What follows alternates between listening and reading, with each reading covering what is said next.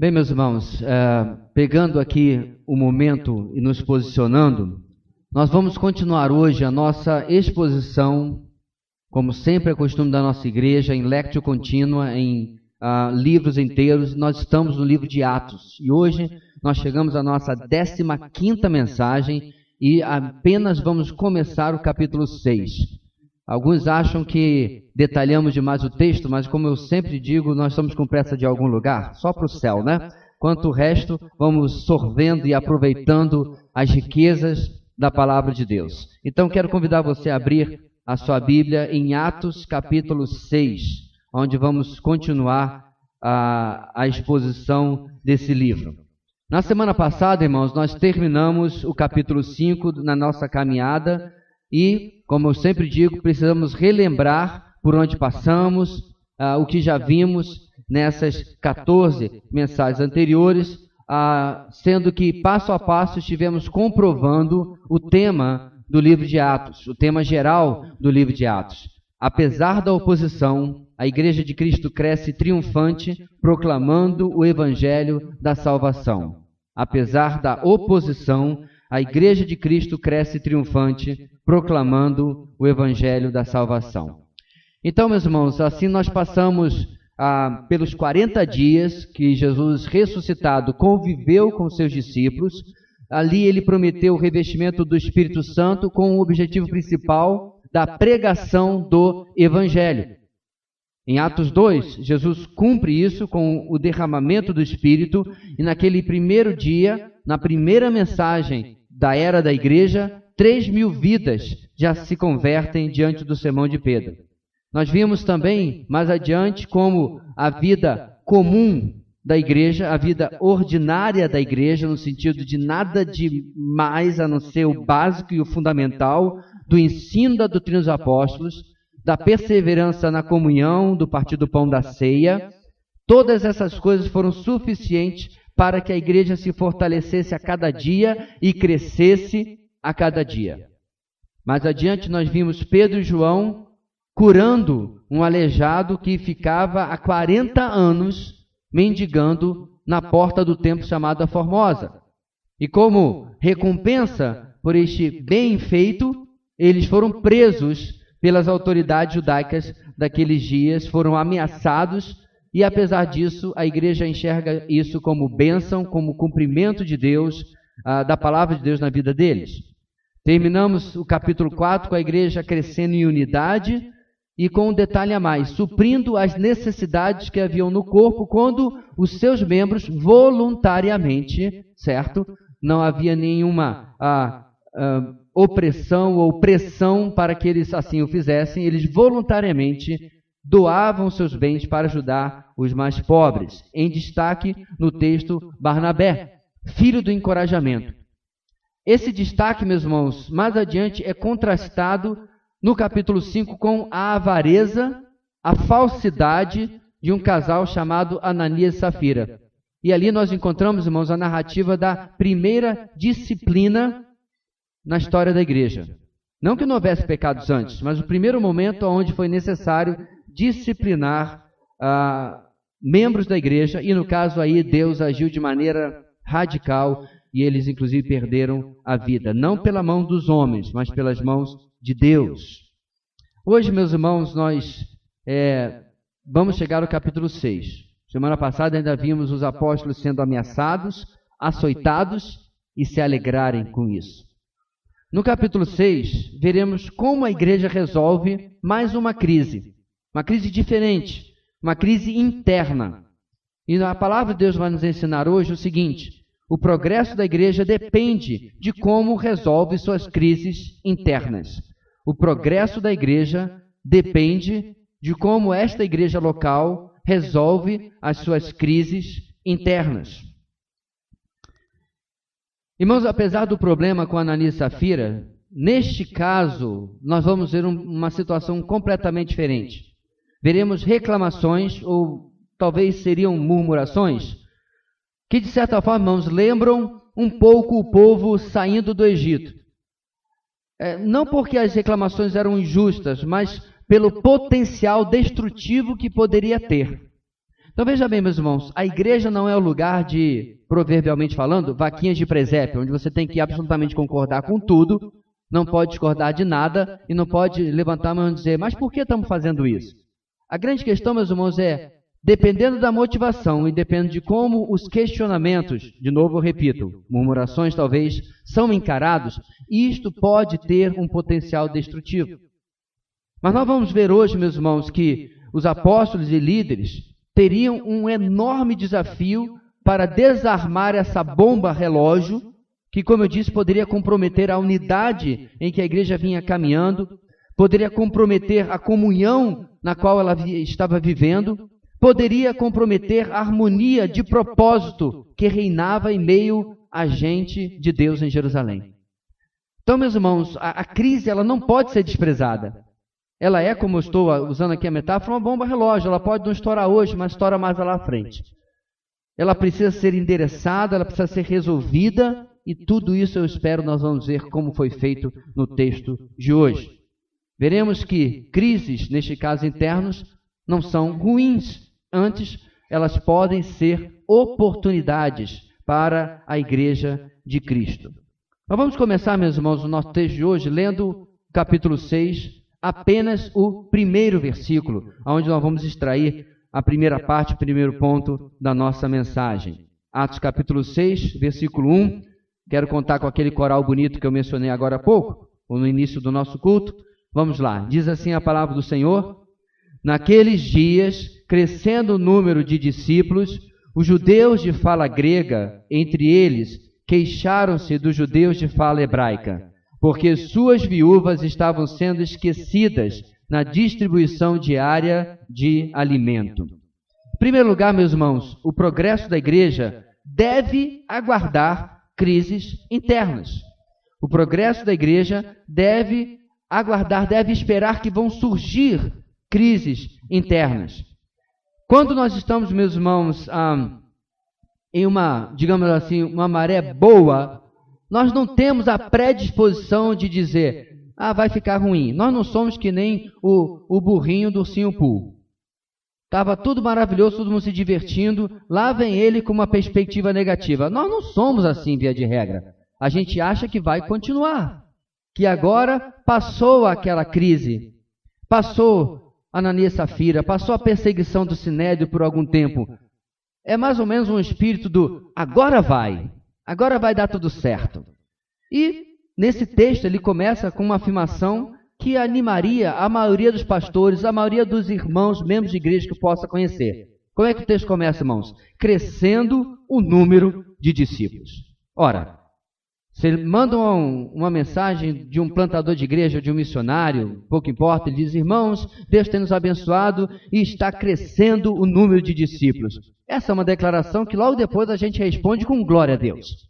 Logo depois a gente responde, que bênção, Deus abençoe, que continue mais e você fica feliz da vida. É ou não é, irmãos, uma boa notícia? É ou não é uma ótima notícia? Então o texto começa, irmãos, com algo que é ótimo, porque, repare, a igreja não está inchando de pessoas. Não acontecia isso naquela época.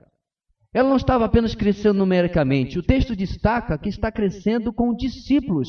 Pessoas que, ainda que pecadoras, eram realmente convertidas, estavam seguindo a Cristo debaixo de um clima de tensão, de perseguição, de oposição.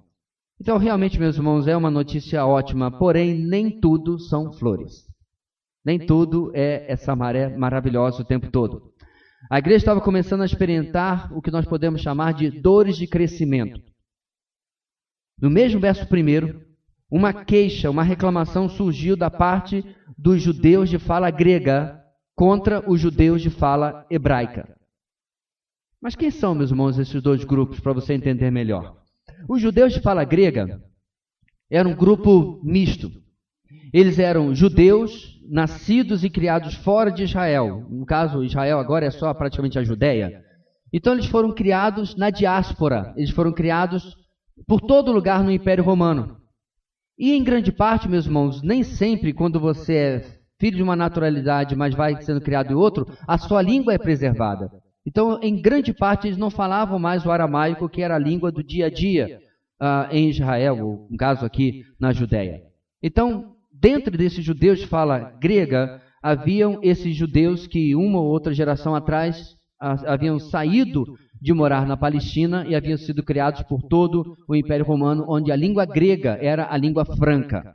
Mas dentro desse grupo também, meus irmãos, haviam gentios convertidos ao judaísmo e que agora, depois da pregação em Atos capítulo 2, haviam sido convertidos ao cristianismo, mas eram também de origem grega. O grego, meus irmãos, era o inglês de hoje. Todo mundo falava, até mesmo um simples pescador como Pedro, como João, etc. Mas havia este outro grupo, os judeus de fala hebraica, ou mais apropriadamente dizendo, de fala aramaica. Eram judeus que sempre viveram na sua terra natal. E, infelizmente, meus irmãos, a tensão sempre existiu entre judeus e gentios, mesmo que fosse judeus gentios e judeus judeus. É uma época, meus irmãos, em que o nacionalismo está aflorado. Seu povo está, não escravizado propriamente dito, mas está ocupado pelos romanos. Então, de uma maneira ou de outra, tudo que cheirasse, tudo que sentisse aquela ideia de estrangeiro de fora, não caía bem. Não é uma simples questão, irmãos, de xenofobia. É uma questão realmente de dificuldade de lidar com quem não estava aqui dentro, sofrendo junto conosco, passando pela opressão e tudo mais que acontecia na Judéia e na Palestina. Assim, meus irmãos, o centro desta tensão era a queixa específica de que as viúvas gentias, as viúvas desses judeus gentios, gregos, estavam sendo esquecidas na distribuição diária de alimento. O que será isso? Vamos entender aqui uma explicação da sociedade da época, irmãos. Havia uma enorme, eu digo enorme mesmo, dependência da mulher para com o seu pai e depois para com o seu marido. Raríssimas eram as mulheres que trabalhavam por conta própria ou fora. Não por necessariamente um impedimento social, mas era a forma como a sociedade era organizada. Se você for lá em Provérbios capítulo 31, a chamada mulher virtuosa é uma mulher empreendedora também. Então não havia uma proibição social, mas muito mais uma cultura de dedicação da mulher à criação de filhos e ao cuidado com o lar. Então, meus irmãos, a dependência do seu pai e depois do seu marido era enorme. E mais ainda, não havia previdência social. O marido morreu, a fonte de recursos da família morria junto. E não havia praticamente nenhuma alternativa para esta viúva, a não ser depender especialmente dos filhos e talvez de amigos e talvez de outros parentes. Não havia programas do governo. Não havia assistência social da parte do governo. Mesmo que a sociedade judaica fosse muito generosa, mesmo que a lei mosaica ordenasse que o pobre necessitado fosse cuidado, sempre, meus irmãos, haveriam falhas e sempre haveriam pessoas necessitadas. Quer uma prova? O aleijado à beira da porta formosa pedindo esmolas. Se a lei fosse plenamente obedecida, a lei mosaica, se tudo funcionasse como realmente deveria funcionar, não deveria ter um homem pedindo esmola à porta formosa, como acontecia naquela época. Portanto, haviam falhas e sempre haviam pessoas necessitadas. E nesse cenário, meus irmãos, a igreja assume o cuidado com as mulheres da sua membresia que, não possuíam mais o marido ou filhos que pudessem cuidar delas, ou 2, haviam sido renegadas pelo marido e pelos filhos por causa da sua conversão à fé cristã. O importante, meus irmãos, aqui fica a grande lição. De novo, a igreja cuidava dos seus necessitados. De novo, a igreja não deixava as pessoas sem o alimento, sem o que quer que seja, fosse a sua necessidade básica. A igreja estava presente, cuidando dos seus. Seja como for, a lição desse primeiro verso para nós é que uma igreja composta de pecadores, localizada em um mundo composto de pecadores, não deve ter a ilusão, irmãos, de que as coisas vão às mil maravilhas todo o tempo. Crises vão acontecer. Aliás, eu pergunto, quantas pessoas eu e você já não conhecemos que deixaram de participar de uma igreja ou de outra porque viram algum tipo de defeito aqui ou acolá. Já conheceu esse tipo de pessoa? Já conheceu esse tipo de gente? Eu frequentava a igreja, mas... Aí ele destaca que lá o irmão não falava com o outro, ou porque aquele irmão tinha um problema assim na vida dele, e assim por diante.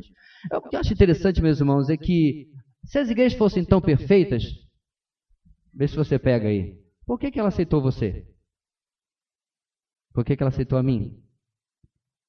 Eu me conheço. Se a igreja é um lugar tão perfeito assim, por que ela aceitou? Então você vê, meus irmãos, é uma contradição quando as pessoas procuram essa mitológica igreja perfeita. É óbvio que também nós não vamos aceitar o pecado e o erro placidamente como se fossem coisas normais. Nós aconselhamos, nós confrontamos e até disciplinamos. Nós vimos isto no nosso texto.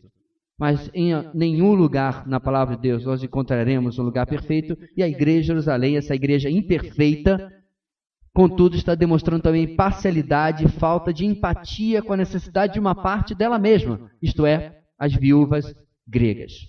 Então, meus irmãos, talvez você esteja aqui há alguns meses, um ano, pouco tempo e tal. Talvez você até já tenha passado a fase da lua de mel. Você não tem mais aquela ilusão de agora encontrei a igreja. E eu espero que essa ilusão passe bem rápido para qualquer um que ainda a tenha. Porque o que nós precisamos compreender, meus irmãos, é que nos próximos, sei lá quantos anos que nós vamos conviver juntos, se uma dessas coisas não acontecerem, eu ou você morrermos, Jesus voltar. Amém. Tem um irmão lá que quer que Jesus volte. Vou tentar de novo.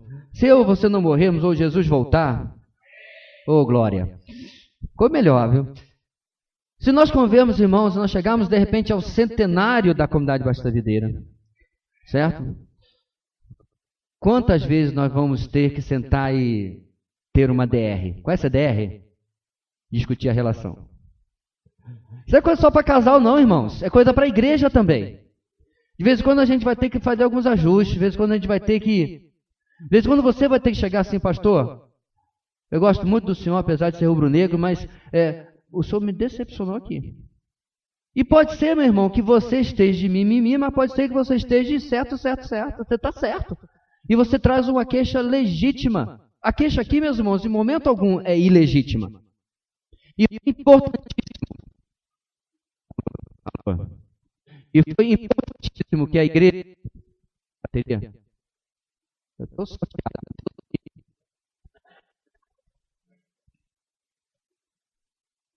Vamos ter que ter uma DR depois com o pessoal do som. Vou deixar aqui, prontidão, deixa aqui. Parece que parou. E nós vamos pensar, meus irmãos, de vez em quando sentar, pode ser uma coisa entre ovelha e pastor, pode ser uma coisa maior. Em algum lugar nós não fizemos como deveríamos fazer. E vamos precisar sentar e analisar aquela crise. A grande lição, meus irmãos, do texto de hoje é que a resolução de crises se torna em força para a igreja de Cristo. Ela não ignora, isso é a pior coisa que poderia fazer. Ela não deixa para lá, mas ela resolve. Mas, irmãos, diante dos detalhes dessa crise aqui, eu queria fazer duas perguntas. Primeiro, qual a sua atitude para com o diferente, entre aspas, nesta igreja? Uma coisa impossível é ser igualmente próximo e íntimo de todos, é claro. Mas será que você considera todos iguais, mas alguns são mais iguais do que outros? Vou repetir, meus irmãos, é impossível você ser amigo, íntimo, próximo de absolutamente todo mundo. Mas da mesma forma, meus irmãos, não tem como em uma igreja ainda pequena como a nossa, nós estamos acima de 100 membros, mas abaixo de 200 participantes, estamos nesse universo, nesse conjunto aí, é impossível que nós não criemos laços e relacionamento e às vezes nos arrisquemos a conhecer pessoas que não conhecíamos até um tempo atrás. E precisamos, irmãos, conviver e gostar de conviver com o diferente. A dificuldade, inclusive, irmãos, de aceitar o diferente atrapalha o evangelismo de uma igreja. Atrapalha o crescimento dela. Um segundo questionamento, irmãos, a necessidade de algumas viúvas era sentida e de outras não era sentida. A igreja percebia a necessidade de uma parte, mas não percebia a necessidade de outras. Aí eu pergunto, a dor dos outros dói em você ou apenas a dor dos seus outros? Porque as mesmas pessoas que estavam se condoendo das viúvas hebraicas, exatamente hebraicas, não se condoíam da necessidade das demais.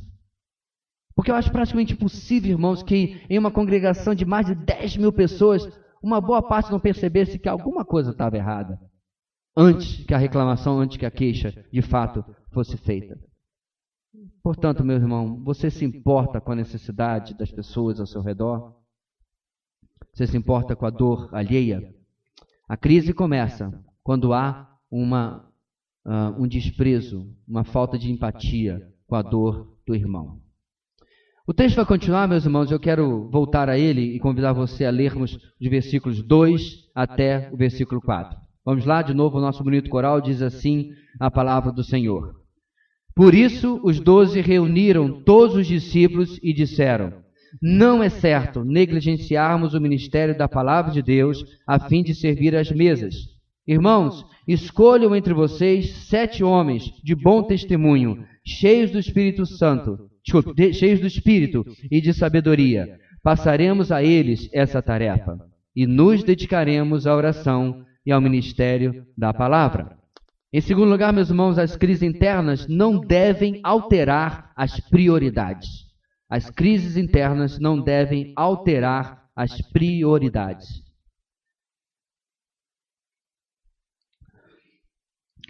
Então, meus irmãos, no verso 2, diante daquela queixa, os apóstolos precisam de uma solução. E, novamente, isso relembra Moisés no deserto, tendo que resolver as questões trazidas por Israel. O problema, meus irmãos, serve qualquer solução? Serve qualquer remendo? Serve uma solução que resolva o problema, aparentemente, mas crie outros problemas? Serve ainda, e é até mais grave, uma solução que resolva o problema, mas não esteja de acordo com as Escrituras? Então perceba, meus irmãos, que apenas resolver o que estava acontecendo, apenas resolver essa crise não era suficiente. Desligar? Não era suficiente. Era necessário, meus irmãos, que os apóstolos, sábios como eram, pensassem em algo que pudesse estar de acordo com o ensino da palavra de Deus. Deixa eu explicar o meu ponto aqui, irmãos. Deus não nos deixou na vida cristã, Deus não nos deixou na vida em geral, não nos deixou nos nossos relacionamentos e relacionamento com Ele. Deus não nos deixou na igreja, pegue aí, à mercê da nossa criatividade, ok? Deus não nos deixou para que façamos o que queremos para resolver o que está nos incomodando. Para cada área da nossa vida, para cada relacionamento e para a igreja do Senhor, há orientações, preceitos, princípios norteadores para todas as áreas da nossa vida. E a igreja não é uma exceção. É importante nós orientarmos isso, irmãos, porque hoje de manhã nós estamos tratando na EBD de depressão, não é isso? E o que eu mencionei? A Bíblia tem todas as respostas para os problemas não orgânicos do homem. A Bíblia não tem resposta para virose, a Bíblia não tem resposta para lúpus, a Bíblia não tem resposta para um monte de coisa. Mas, por exemplo, ela tem a resposta de como alguém que tem alguma dessas doenças responde a ter esta doença, porque isso é um problema não orgânico. Perceba a diferença, meus irmãos, quando a palavra de Deus é o centro da nossa vida. Nós temos uma régua, aliás, este é o significado da palavra cânon, uma régua de medir. Isso é extremamente importante. Por que você sabe que passar pelo sinal vermelho é errado? Alguém me falou. Mas alguém falou porque está escrito em algum lugar. Há uma lei, há uma régua, há uma ordem. Da mesma forma, meus irmãos, diante desta crise, a solução para a igreja precisava vir desses preceitos, dessas orientações, desses princípios norteadores.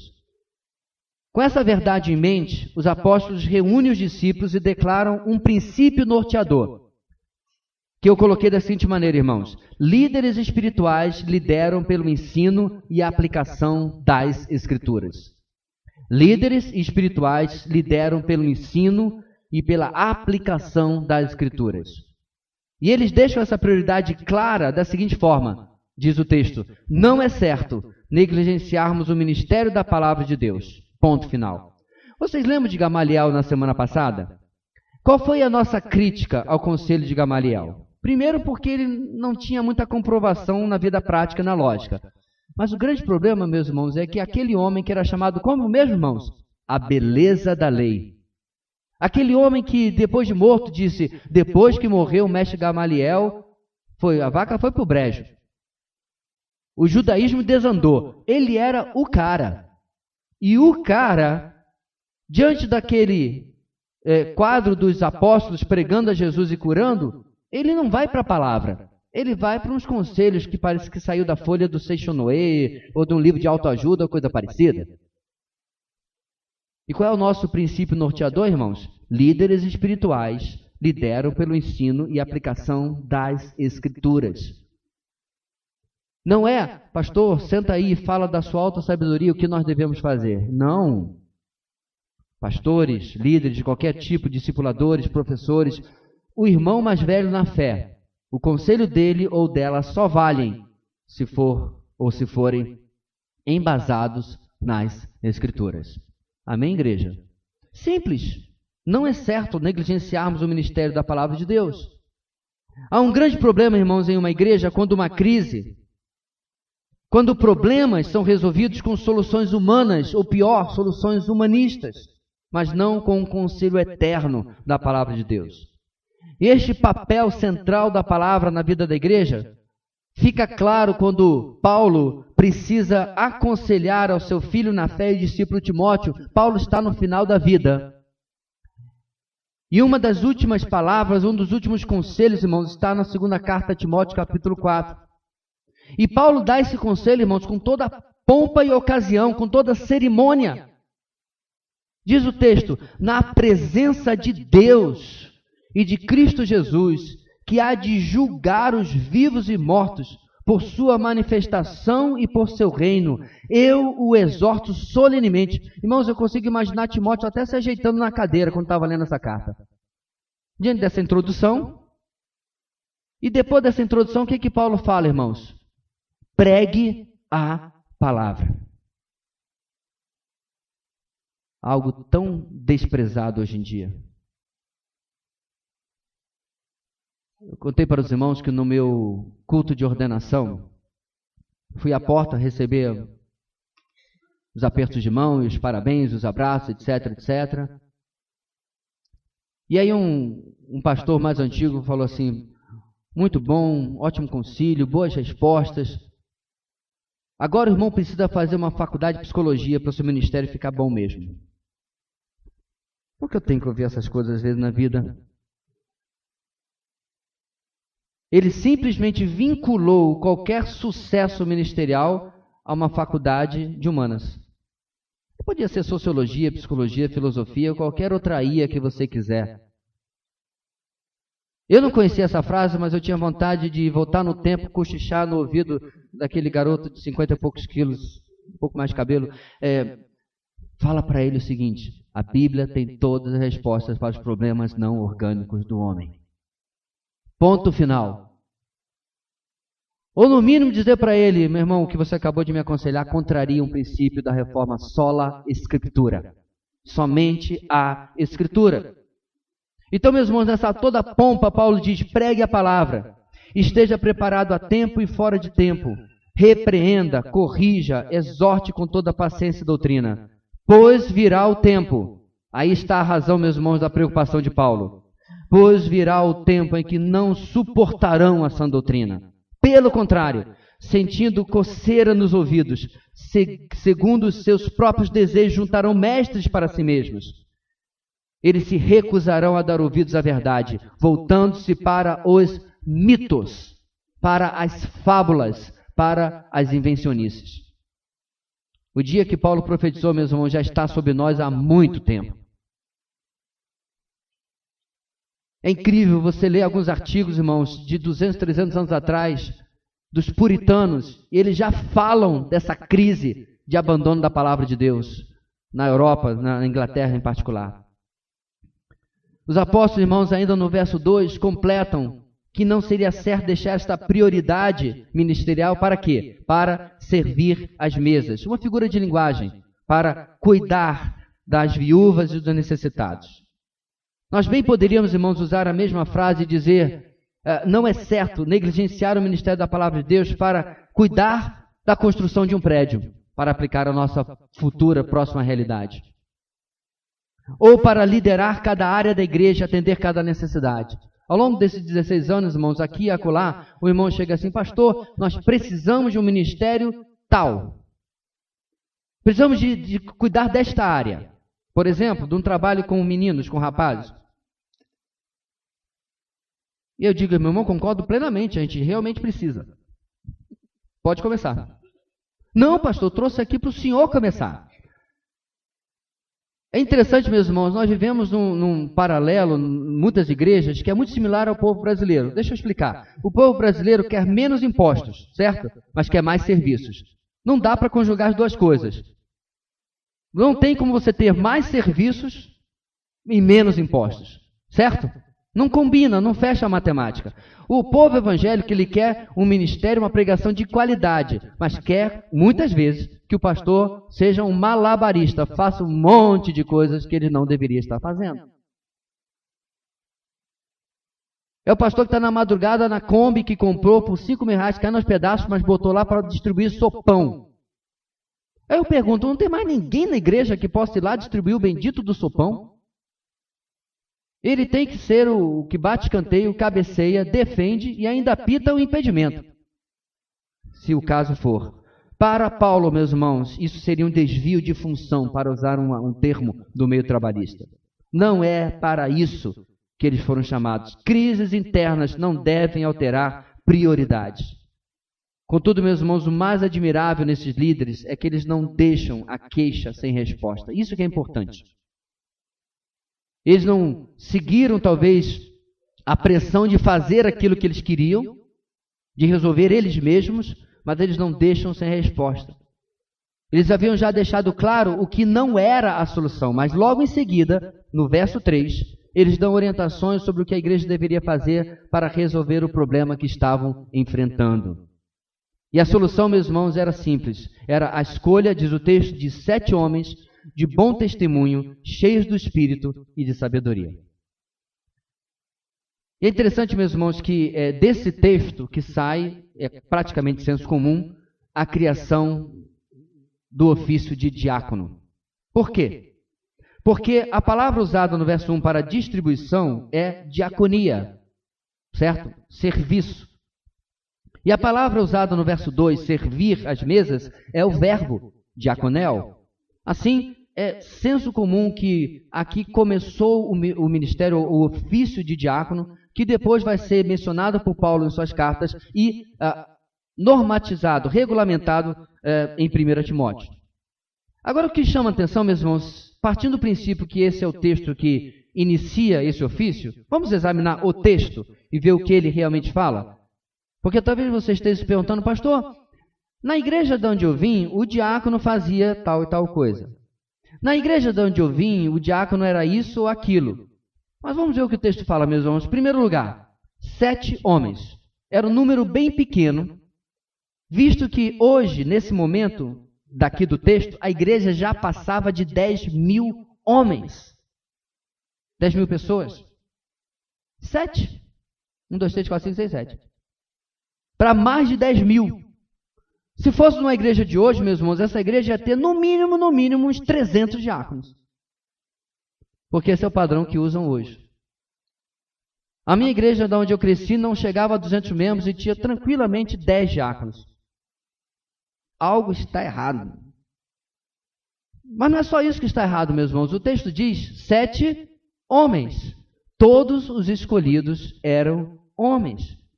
Então, meus irmãos, se o diaconato fosse aberto para mulheres, esse aqui não seria o momento perfeito? Por quê? A crise era a falta de assistência às viúvas, às mulheres.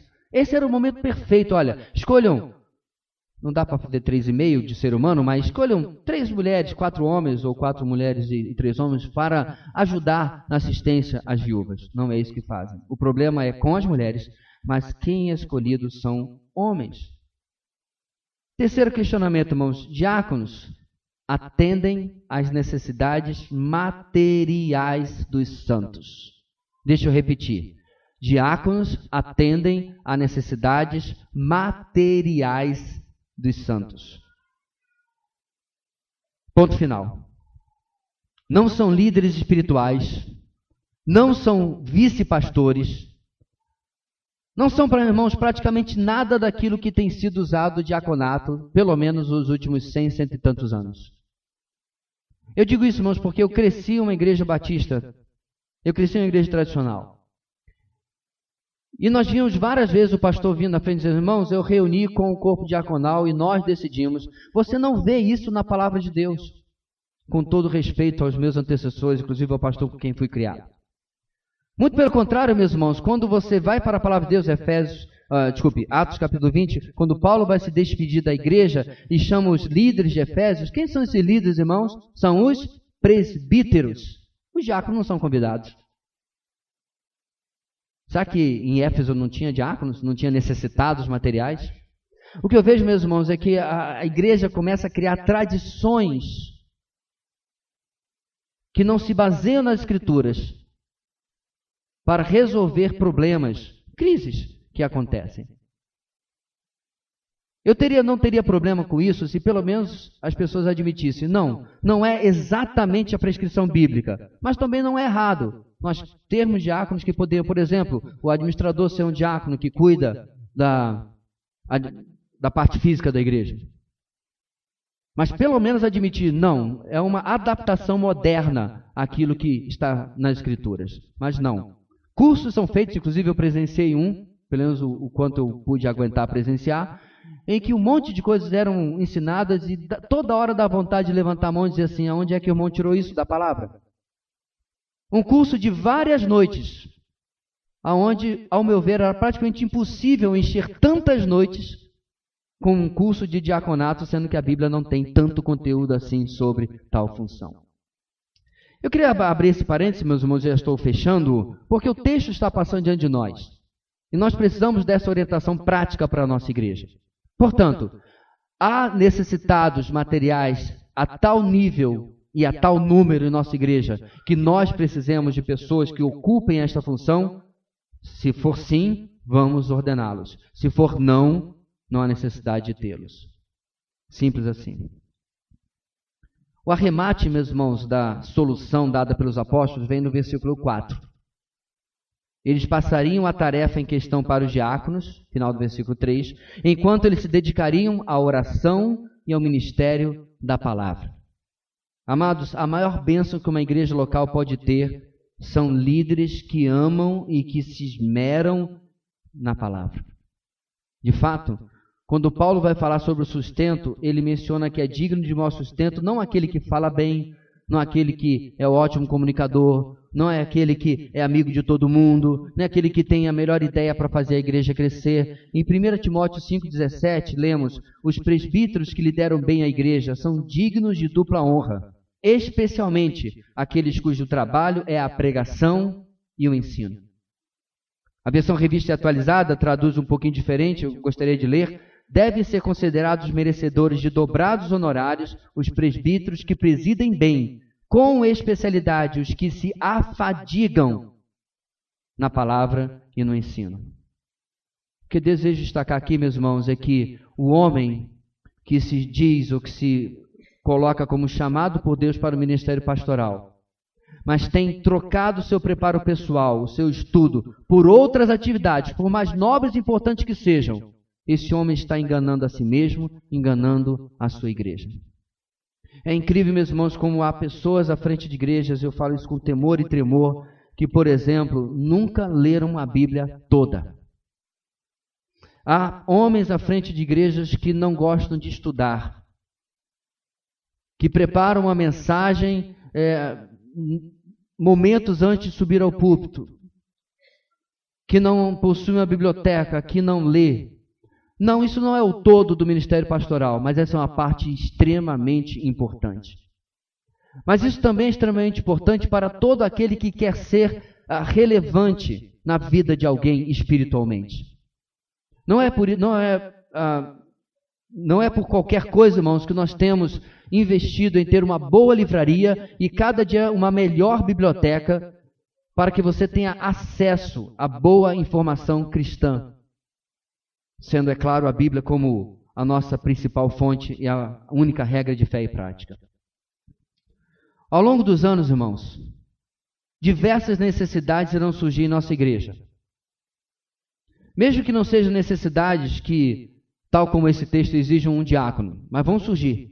Aí eu pergunto, meus irmãos, você está preparado para atender a essas necessidades, para que a liderança espiritual possa cuidar do alimento espiritual? Você está disposto a fazer a sua parte para que não seja necessário aqueles que deveriam estar cuidando do ensino, do alimento, se ocuparem em outra coisa? Eu fico muito contente, meus irmãos, eu não tenho problema nenhum com isso. Quando um dos líderes de grupo de vida ou alguém está trabalhando com discipulado ou qualquer coisa semelhante diz: pastor, eu recebi o irmão fulano esta semana aqui em casa, pediu para conversar, nós conversamos, olhamos a palavra, Deus foi gracioso, ele saiu daqui restaurado e eu vim dar um relatório para o senhor ficar sabendo o que está acontecendo. Sabe qual é a minha reação, meus irmãos? Lembra quando Moisés está no acampamento e alguém vem fofocar a ele, digamos assim, que tinha alguém profetizando lá longe? Qual é a resposta de Moisés? Quem dera todo Israel profetizasse. Meus irmãos, quando alguém me manda uma mensagem dessa ou me comunica algo assim, a minha palavra é: quem dera toda a videira pregasse, toda ela aconselhasse, toda ela discipulasse. Não é mais tempo, irmãos, para uma igreja presa na proverbial barra do paletó do pastor. Se bem que esse pastor nem terno e paletó usa, mas você entendeu o meu ponto. Porque a Bíblia é repleta, meus irmãos, de mandamentos de mutualidade. Aconselhem-se uns aos outros. E é importantíssimo, meus irmãos, número 1, falamos isso hoje de manhã, falando sobre depressão, que você não se isole na sua vida, no seu problema, na sua crise, mas procure ajuda no corpo de Cristo. Mas também é fundamental, essencial, que o corpo de Cristo esteja preparado para preencher as necessidades e não tirar aqueles que devem estar dando alimento espiritual da sua função. Mas também, meus irmãos, ao longo dos anos, crises vão aparecer em nossa igreja. Já falamos sobre isso.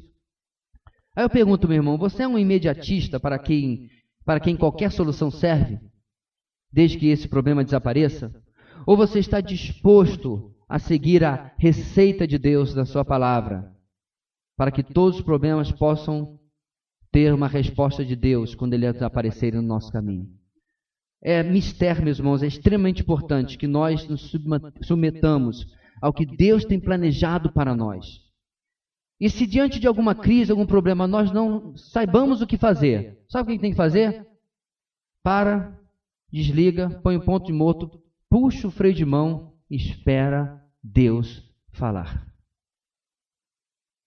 Quando nos precipitamos, o tempo que gastaremos para consertar o que foi precipitado sempre é maior do que o tempo que vamos esperar por Deus. É mistério nós esperarmos para que Deus possa dizer o que devemos ou não fazer. O progresso da igreja deve aguardar crises internas. Segundo, as crises internas não devem alterar as prioridades. E agora vamos para os versículos 5 e 6, irmãos, lermos juntos, onde veremos a continuação da nossa mensagem. Diz assim a palavra do Senhor, todos nós: tal proposta agradou a todos. Então escolheram Estevão, homem cheio de fé e do Espírito Santo, além de Filipe, Prócoro, Nicanor, Timon, Pármenas e Nicolau, um convertido ao judaísmo proveniente de Antioquia. Apresentaram esses homens aos apóstolos, os quais oraram e lhes impuseram as mãos. Em terceiro lugar, meus irmãos, as crises internas podem ser oportunidades para mais pessoas servirem. As crises internas podem ser oportunidades para mais pessoas servirem. Ao chegarmos ao verso 3, vemos exatamente o que nós acabamos de falar. As crises são inevitáveis, mas podem se tornar bênçãos. Como? Os diáconos iriam se envolver para resolver aquele problema. Os 7 escolhidos. E certamente, meus irmãos, não seriam só eles. Afinal de contas, eram milhares de pessoas. Então, eles teriam auxiliares, cooperadores, pessoas que se envolveriam também. Em lugar de uma solução emergencial, imediatista, de jogar em cima dos apóstolos que fizesse alguma coisa, o envolvimento desses 7 homens iria proporcionar um crescimento exponencial na igreja, de mais pessoas se envolvendo e trabalhando. Segue-se, irmãos, então, a lista dos escolhidos pela igreja. Todos os 7 nomes são nomes gregos, demonstrando, irmãos, que a igreja concordava com a queixa, ela era real. E ela queria realmente resolver o problema. E os 7 homens escolhidos eram todos de origem greco-judaica. É interessante, meus irmãos, que essa lista ela tem 2 destaques por causa do resto do livro de Atos. Quem são eles? Estevão e Filipe.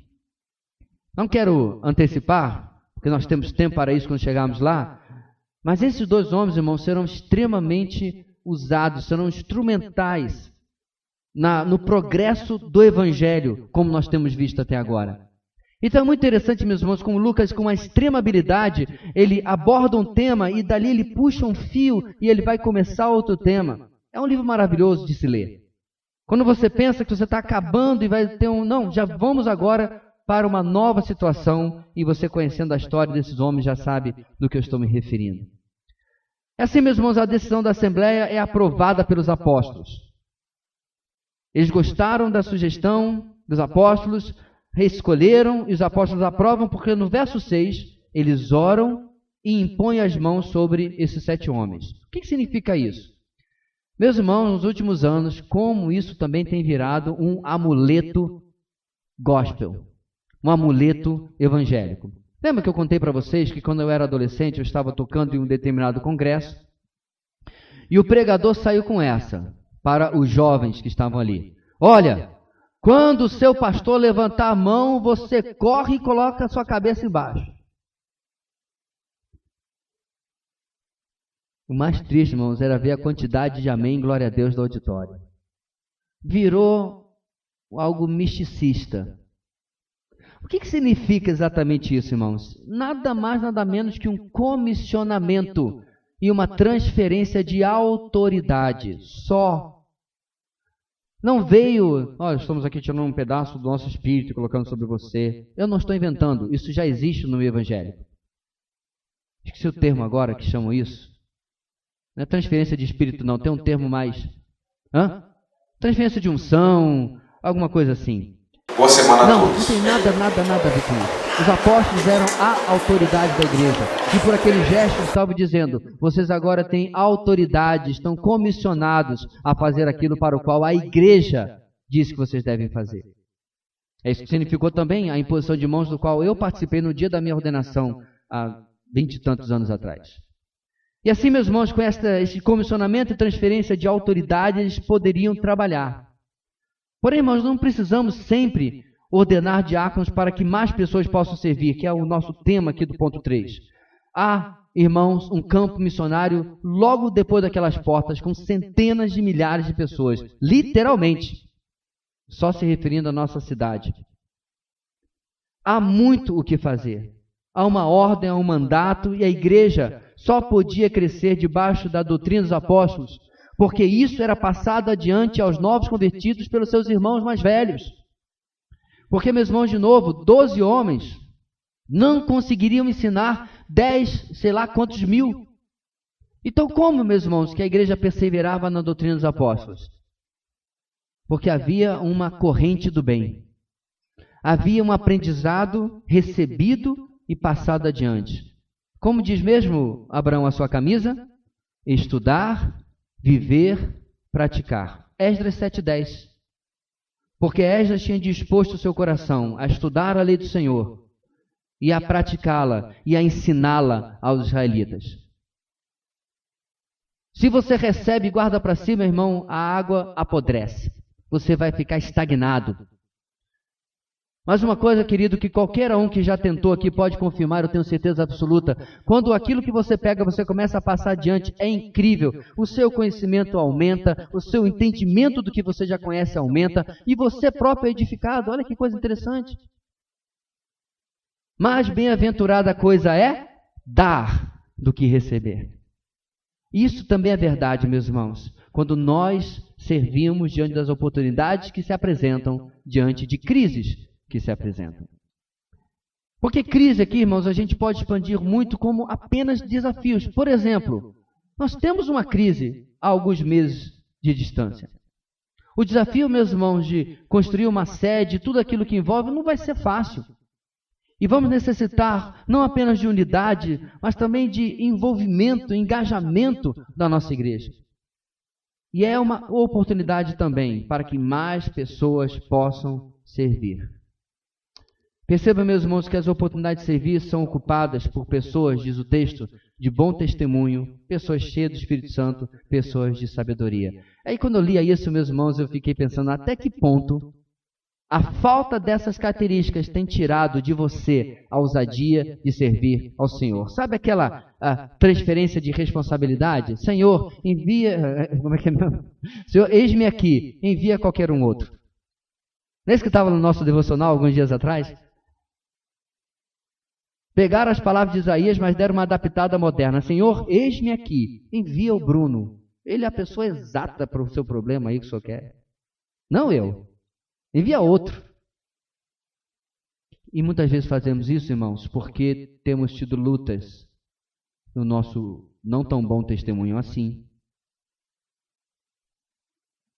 em não ter uma vida cheia do Espírito e não sermos tão sábios assim. Se essa, irmão, é a sua constatação, você precisa urgentemente de cuidar da sua vida espiritual.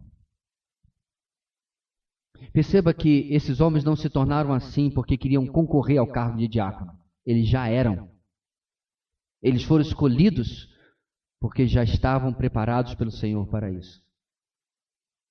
Eu sei que é bonitinha a frase que Deus nos chama os preparados, mas prepara os chamados, alguma coisa assim. Muito bonitinha. Mas parece que a gente tem que ficar numa rede deitado com uma limonada. Quando Deus quiser, Ele me chama e me capacita. Será? Será que não é melhor, meus irmãos, nós estarmos em forma, prontos, desejosos? E aí, quando Deus realmente quiser tirar a gente do banco, nós estamos prontos para fazer aquilo que o Senhor deseja de nós, porque as oportunidades, sem dúvida nenhuma, aparecerão. Nosso texto termina no versículo 7, o último versículo. Nós vamos lê-lo e encerrar a nossa mensagem de hoje. Diz assim a palavra do Senhor, todos juntos. Assim a palavra de Deus se espalhava. Crescia rapidamente o número de discípulos em Jerusalém. Também em grande número de sacerdotes obedecia à fé. Também um grande número. Em último lugar, meus irmãos, a solução de crises internas contribuem para a continuação do progresso da igreja. A solução de crises internas contribuem para a continuação do progresso da igreja.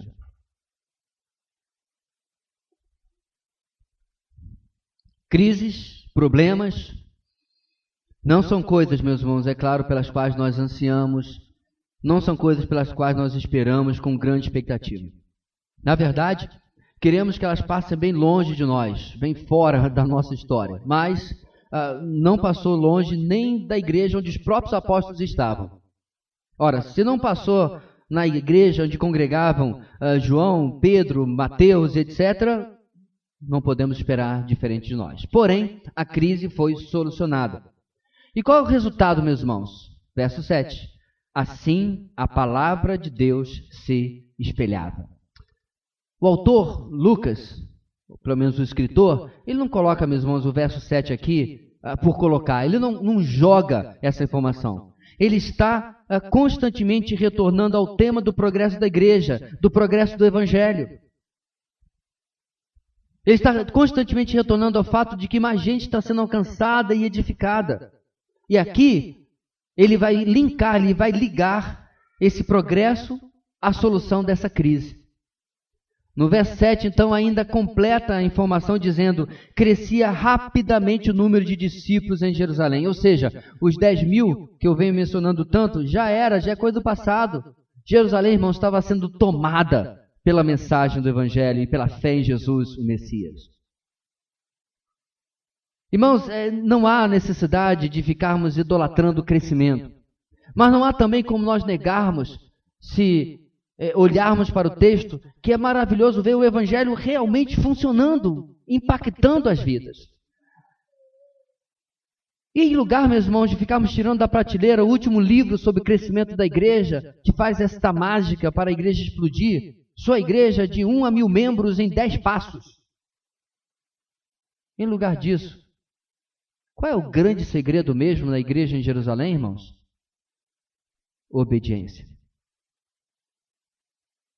Receberam uma ordem, Atos 1:8. Estão executando esta ordem. Simples assim. Esta semana eu estava conversando com um coveiro. Anteontem, na verdade. É impossível, meu irmão, você estar conversando com aquele homem, naquela circunstância, naquele lugar, e você não ouvir Deus claramente falando: você não está pregando por quê ainda? Você não está aproveitando essa oportunidade por quê? E eu comecei, meus irmãos, no encontro anterior com ele, a colocar a famosa pulguinha atrás da orelha. Porque em algum momento ele falou assim: é difícil isso que o senhor está fazendo, mas todos nós terminaremos aqui. Aí eu falei: todos nós não. Alguns de nós não verão a morte. E segui adiante, deixei o cara com a pulguinha lá atrás. E fui para frente, dando uma olhada ali no que eu fui fazer. E ele estava assim, sabe aquele meme coçando a cabeça? O que o senhor quer dizer? E dei mais um pouquinho de comida para a pulguinha. Não sei exatamente que pulga come, mas eu tentei. Ai, sangue, é verdade. Alguns dias depois eu voltei e continuei. Talvez outro lá na frente, meu irmão, vai colher isso daí. Mas era o que acontecia em Jerusalém. As pessoas eram pulgadas o tempo todo. Porque a igreja está sob perseguição, não tinha ar livre. Vamos dar uma panfletada aqui. Venha à igreja, venha conhecer, pare de sofrer. Essas asneiras aí. Não. A igreja tinha que ser cautelosa, estratégica. Contudo, meus irmãos, vou repetir. A palavra de Deus se espalhava, crescia rapidamente o número de discípulos. Nenhum deles se converteu sem que alguém tivesse pregado para eles. Meu irmão, vai ser difícil Atos para você se você tem decidido passar este ano em branco. Porque nós ainda estamos no capítulo 6 e adivinha só, até o final não vai mudar. A única alternativa sua é fingir lesão no domingo à noite e não vir para o culto, porque você vai ouvir vez após vez que o progresso da igreja estava ligado à bênção de Deus no trabalho que essa igreja fazia por causa da obediência. Eu tenho uma alternativa melhor, meus irmãos. Prega a palavra. Em tempo e fora de tempo. Ao amigo no trabalho, ao colega na escola, ao parente, ao motorista do Uber, a quem quer que seja. Não há absolutamente, meu irmão, constrangimento que você possa passar que se compare ao que nós lemos no capítulo anterior com os apóstolos. Mas, infelizmente, irmãos, muitas vezes nós não conseguimos entender que o impacto que eles estão tendo aqui chega inclusive aos sacerdotes, diz o final, também um grande número de sacerdotes obedecia à fé, porque eles não se calavam mesmo diante das piores situações. Nem diante de qualquer coisa que pensassem sobre eles continuavam pregando. Irmãos, crises são ruins e podem destruir tudo. Eu sei disso. E realmente a nossa igreja, uma grande crise, quase destruiu a nossa igreja 12 anos atrás. Contudo, eu vejo, meus irmãos, que em nosso caso, muito do que vinha sendo feito precisava ser destruído. Precisava ser demolido, precisava ser derrubado, jogado por terra. Mas pela graça de Deus, encontramos uma solução, ou eu prefiro dizer, fomos encontrados por diversas e várias soluções da parte de Deus. E aí, as soluções das crises internas contribuíram para a continuação do progresso desta igreja. Mas, teria esse progresso estagnado? Teria esse progresso chegado a algum tipo de platô confortável? Será que nós estamos, irmãos, como os discípulos lá no Monte da Transfiguração? É bom estar aqui. Chama mais ninguém. Vamos fazer algumas tendas para vocês, aí a gente fica aqui no relento mesmo, porque é bom como está. O time que está dando certo, a gente não mexe. Isso não é igreja.